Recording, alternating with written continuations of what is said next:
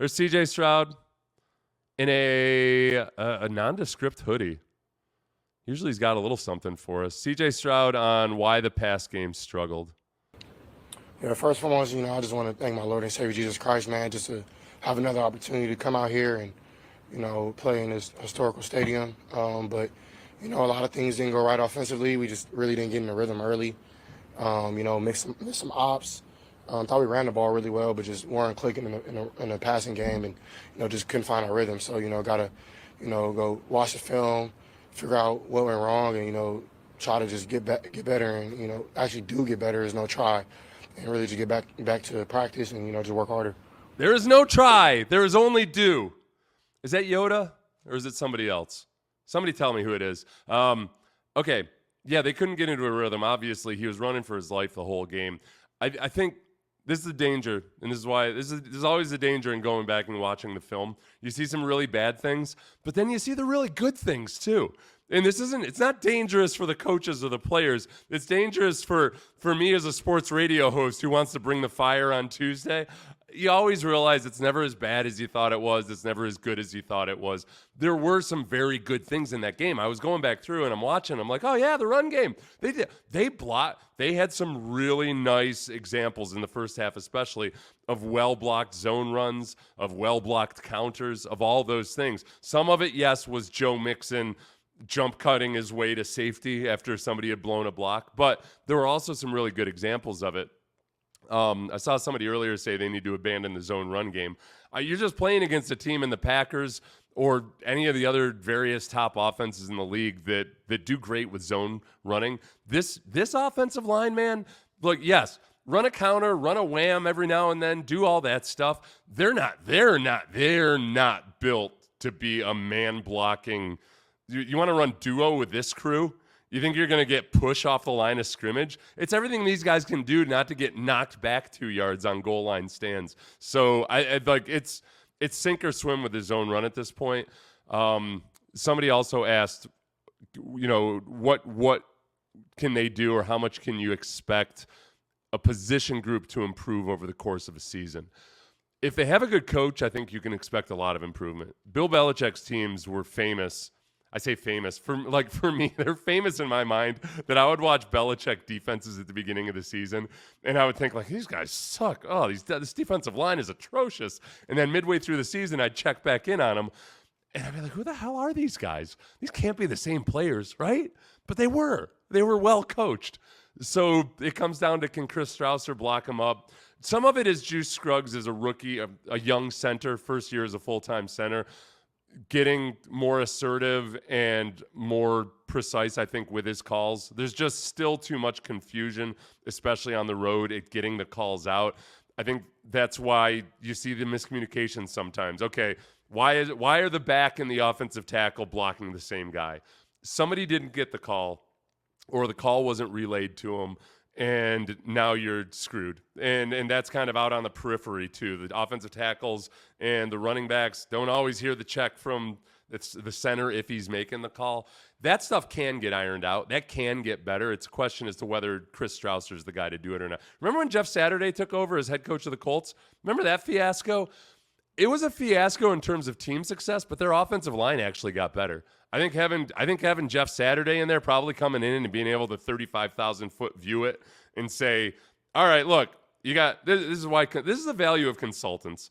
And as they say, an expert is always somebody who's from out of town. It's somebody who can come in and look at things differently.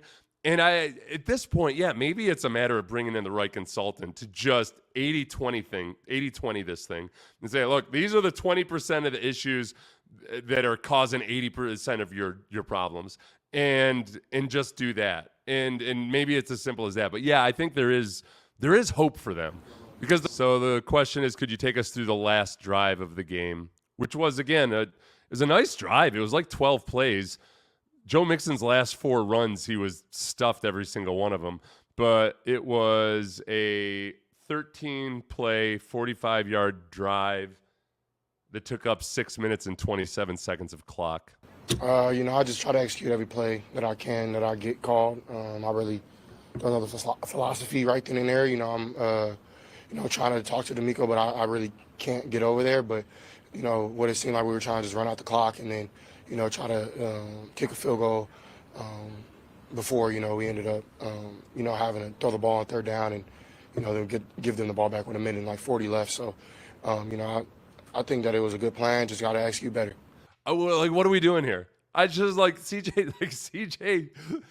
I feel like that's disrespectful to CJ that there wasn't a communication about this, about what we're going to do when we get down into the red zone, what the strategy is, what we're thinking.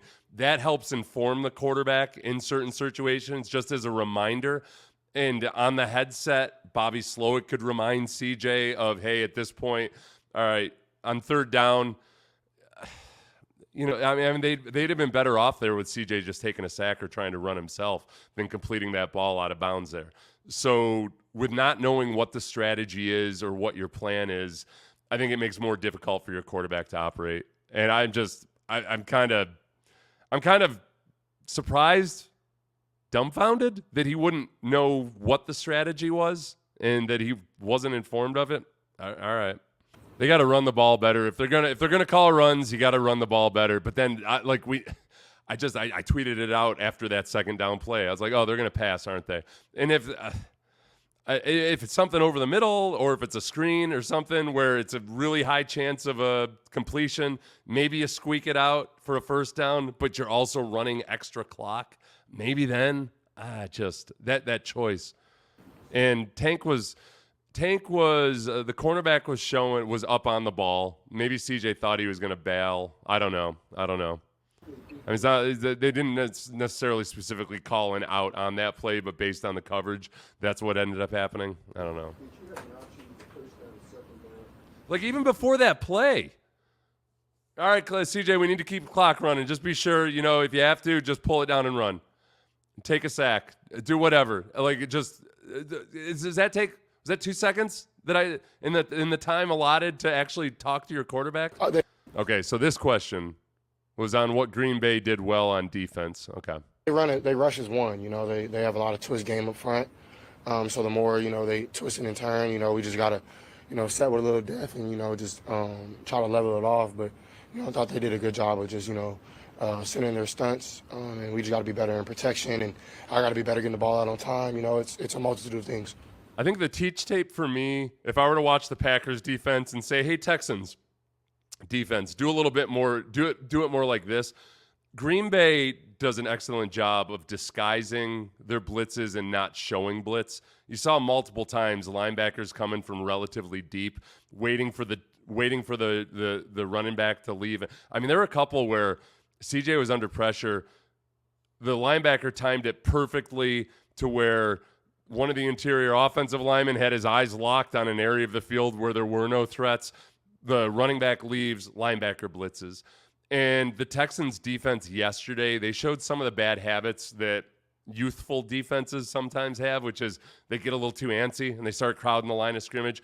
I mean, you even saw it with that the one touchdown to Jacobs where Hansen, they moved Jacobs out of the formation and Hansen went with him. So the quarterback knows now, all right? Quarterbacks know, like he's diagnosed what Hansen's responsibilities are. But then Hansen comes back up to the line acting like he's going to blitz. Like, all right, at that point, the quarterback knows. Jordan Love's a smart quarterback. He knows. Like you're not fooling them. It doesn't help out the pass protection or anything. All it does is make that linebacker have to bail out.